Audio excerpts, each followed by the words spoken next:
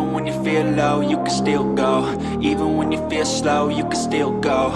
Even when there's no hope, you can still go. I never ran.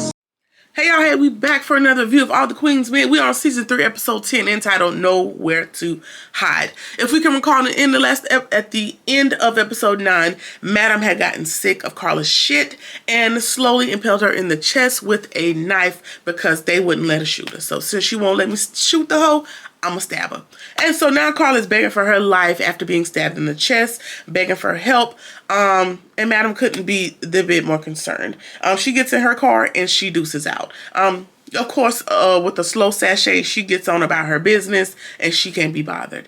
In the meantime, D.A. Davis calls Madam to let her know that she really got to talk to her. Of course, anytime that she's ever invited Madam to a conversation, it has been to set her up so Madam's not interested in speaking with her. She tells her about the footage that they have on her, and now she's begging Madam for help.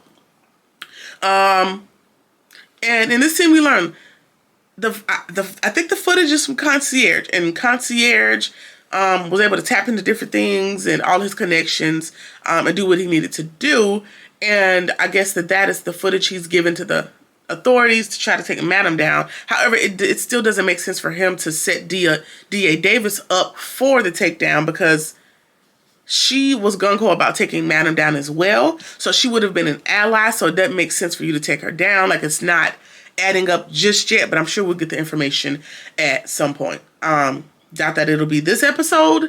But it didn't make sense for D.A. Davis to go down as a casualty. However, it is war between Concierge and Madam, so it probably don't even matter who gets taken down as long as Madam is the ultimate, the big fish. So we'll see. At the club, Trouble and Champ have a VIP waiting for them, and of course it's Tandy. Duh. They think it might be a setup, but you know what can you do? What could you possibly want?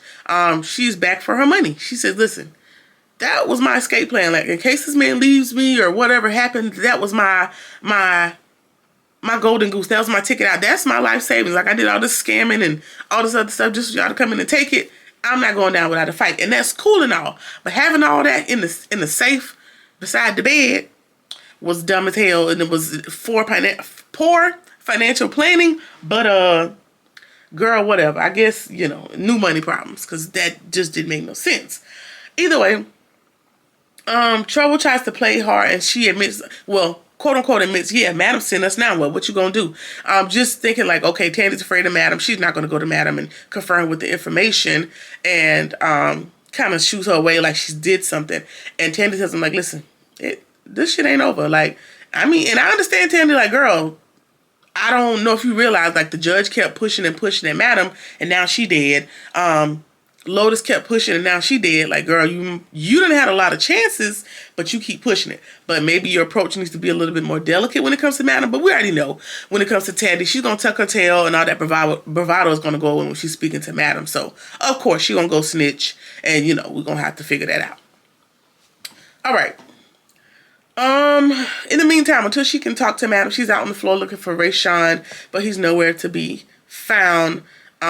She's insisted on getting the information on where he is, and she runs across Babyface, and Babyface claims that he'll bring him to her if she pays him, like still trying to give off this pimp mentality, and it's annoying. It is annoying because, sir, you have enough on your plate as well, because remember, you pushed that other girl off the thing, so you should be laying as low as possible. But whatever, it's Babyface, and he's annoying, and I'm sick of his shit. Anyway, of course, Tandy ain't buying it, and so we leave that at that. Tandy runs into Madam, and Madam's like, okay, cool. I got a lot on my plate. I got some built-up frustration, so this might be a nice distraction. So she obliges Tandy and has a conversation, whisks her way to the office. And she asks Madam for her money back, and Madam's looking like, what are you talking about? And she tells her that my husband is in the hospital. He might not make it. I have been robbed, and I just want my money. Madam is absolutely clueless about what she's talking about. And she tells her what Trouble and Champ said about Madam setting it up. And she realizes that Madam is not protecting them. Madam did not send them. Madam don't have nothing to do with that. They did it all on her own. And she asked Madam, she said, hey, if I retaliate, will you bother me? Because of course, again, Tandy is afraid of Madam. She know how to step, but she got to step lightly when it comes to Madam, because Madam ain't taking too kindly to threats.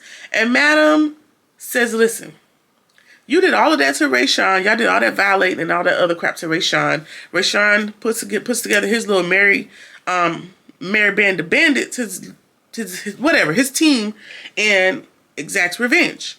In my opinion, we're even. So anything over that is going to be a risk that you have to take. I can't say that I won't get involved. But you do what you got to do, my girl.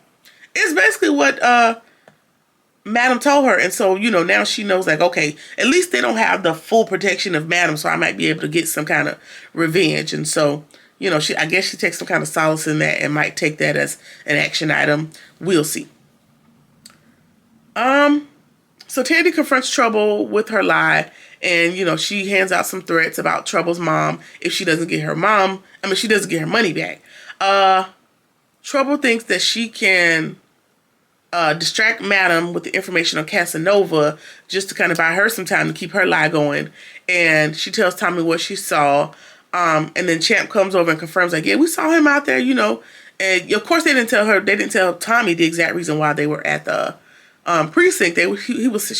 Trouble was saying something like, oh, I got into it with one of my girls. I wanted to make sure she wasn't snitching, blah, blah, blah, blah, blah. And Champ comes over and confirms that the sighting of Casanova, and she's like, okay, let me tell Madam myself. He's like, no, I'll tell her, I'll let her know what she needs to know. And so now Tommy is realizing, like, Mr. New Orleans, I can't remember his name, but he didn't do what he was supposed to do.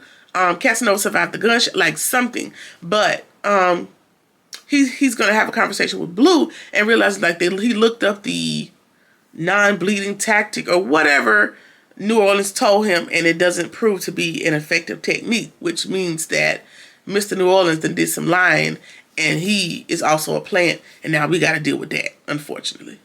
Or fortunately, depends on who you ask. All right. Tandy has her sights set on Mr. New Orleans and offers to take her up to the VIP. Tommy agrees. She notices that he is fresh meat. Of course, they end up having intercourse and all that good crap or whatever. But my assumption is going to be that Tommy kind of hopes he meets the same fate as Rashawn, since he might be a plant, since he ain't do what he's supposed to do, as it comes to Casanova. But I'm sure that'll come up again at some other point. Madam calls Imp to her office, and she tells him that her daddy died. Didn't give him the real spiel of what happened, just says he died, at the home. He offers her his sympathy and asks how it happened. She chalked it up to old age and Alzheimer's, even though we know that was a front. She tells him that the funeral was going to be in 2 days. They exchanged a little bit of softness, a little bit of auntie-nephew banter. And then, of course, she has to put this guard back up because this is who she is at this point. She can't stay down. She can't stay in it long. But the second Amp leaves the office, it's like she breathed a sigh of relief. She was barely able to keep up the hardness that is Madam. Like, she was Marilyn for just a few seconds. Not really good to see under these circumstances, but maybe she wants to just be the doting auntie to just comfort her nephew, but she can't. This ain't the life that she is living. So this is where we at. A conversation happened with Midnight, Doc, and Amp, and it seems to have softened him a little bit. Because he's been wilding here lately. And he finally apologizes to Dime and admits that he's been out of control lately. Dime still don't want to hear it. Blah, blah, blah. I'm sick of them too as well. Madam shows up at Nurse Johnson's house. All right, so we got to get back to the mission. She need to pull up on Nurse Johnson and figure out why in the hell you didn't tell me my daddy got kidnapped, which led to his death. Like, what is going on? So they pull up at at Nurse Johnson's house and just start busting. Like, why didn't you tell? Like, just start shooting immediately, about to try to kill her. She's running for her life, and they run smack dab into Madam's dad sitting on the couch. So she has done what she was supposed to do. She got him up out of there. I don't know who that was that got decapitated, but it wasn't her daddy. And so Madam is taken off guard. She's looking like, well, what the hell is going on? And that is where the episode ends. So I'm sure we're going to pick back up next week and figure out, how he was able to escape, what's really going on. Now he's going to be back into hiding, I'm sure. all of the stuff that's going to develop in the episodes to come. Again, excited to be back. Glad the Pops ain't dead. All that good shit. That was episode 10. What y'all think about the episode? What y'all think about the series? I've damn near forgotten a lot that's happened. Again, the strike and the hiatus and all that good shit. I feel like I'm rushing to play catch up, but we're back. We're back. I'm going to be back. You know, might be a little late sometimes, but I'm here.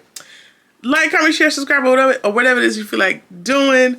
And I'll see you on the next one. Peace. Even when you feel low, you can still go. Even when you feel slow, you can still go. Even when there's no hope, you can still go. I never answer to no, man,